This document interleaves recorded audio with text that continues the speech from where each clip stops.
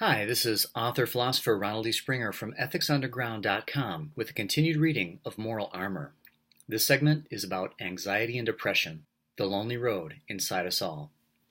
Chapter 2, Part 3. The motive of spiritual undercutting is bad enough, but worse is what it is responsible for: senseless guilt, irrational fears, anxiety, depression, physical incapacitation, emotional deadening, and dependencies on others or the heavens which go unfulfilled, as lives go unlived. The pretense of brother love is abound, but we know full well that none of it is true, and that we are very much alone. The rejection of reality denies us the process of identification and leaves us in an unrealistic limbo. Some take drugs to mimic the emotional states that rational premises would have granted naturally, while others take drugs to counter the pain and emotional conflict caused by our irrational code. I can sense the heartbreak in those trapped whom I pass daily, in hallways, in streets, in traffic, souls and bodies stiffened and aged by pain. Life promised so much once, a glory that never came. But underneath that is a cry for help, a weakness that screams, "I'm capable of so much more than you see. Help me to find what I missed, and I'll show you what I really am." There is so much untapped potential out there, it is astonishing. The freedom in their souls has been stifled in so many ways and from so many directions that they have lost the capacity to recognize it. But one thing is clear: they're not enjoying life, and the problem is inside now. Missing the gratification of living is a tragedy played out by most of mankind. Drudgery becomes their medium, which doesn't stimulate creative thought, but lethargy, leading to more drudgery. No matter what they try, all roads seem to lead there. They remain down on themselves and down on life. If we're not having fun, what's the point?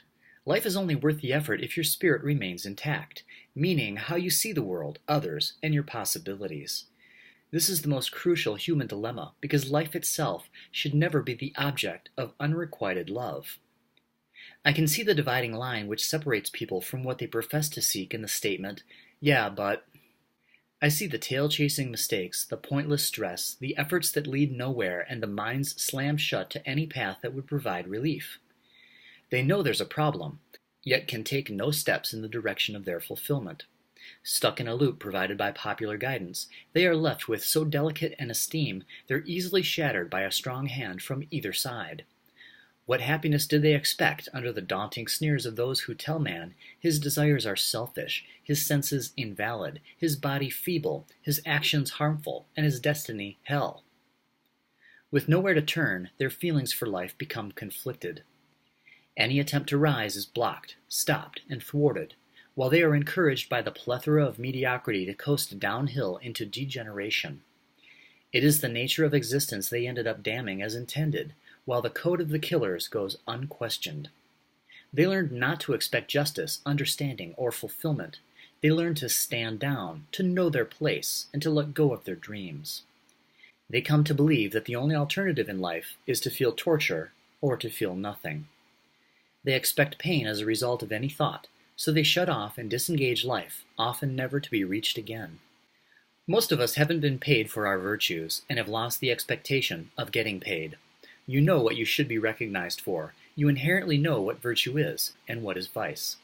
You know what pride you have earned and what contempt. But what you meet with in this introspective moment is more disturbing. Nothing. You hear silence. See not a lasting glance of concern, approval, or disapproval in your direction. Not from man, not from nature. The only response is the quiet, impersonal, unstoppable ticking of the second hand on the clock facing you.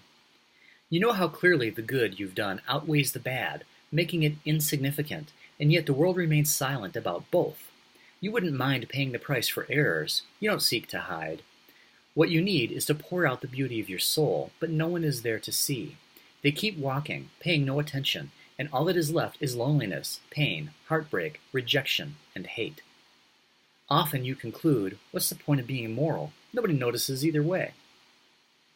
The truth is, everyone notices, but they suffer the same barriers. In this environment, the last thing healthy people want to confront is the subject of morality. Yet one of the most sacred forms of elation denied us is seeing our fellow men look upon our lives with the same pride we feel about it, to enjoy the common bond of our solemn dedication to progress, and to know in quiet serenity that their tribute is deserved. Instead, when attention does come, as in childhood, it is often in the form of torture.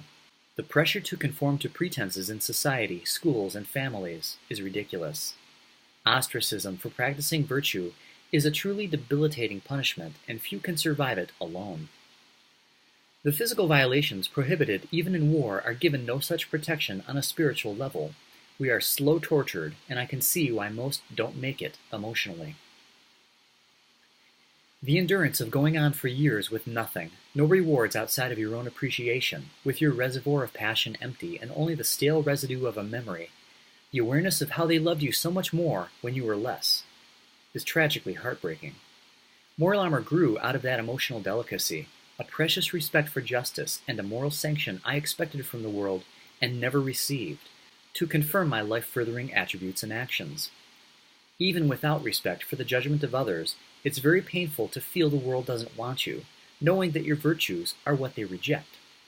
But in this moral environment, you have to be prepared to go it alone, to go without rewards from the outside.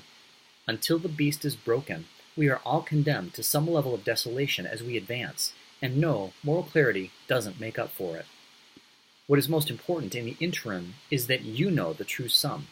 Your spirit can live being shunned by the outside. It cannot live being shunned by the inside. You can bring into this world the highest image of man now, or you can hold off for the social atmosphere that rewards strivers. But that could be decades. Why wait? Cry for an hour, but live for 23. Do it for you. That's it for this segment. This is author-philosopher Ronald E. Springer from EthicsUnderground.com. Stay tuned to Dangers to Self-Esteem, coming up next.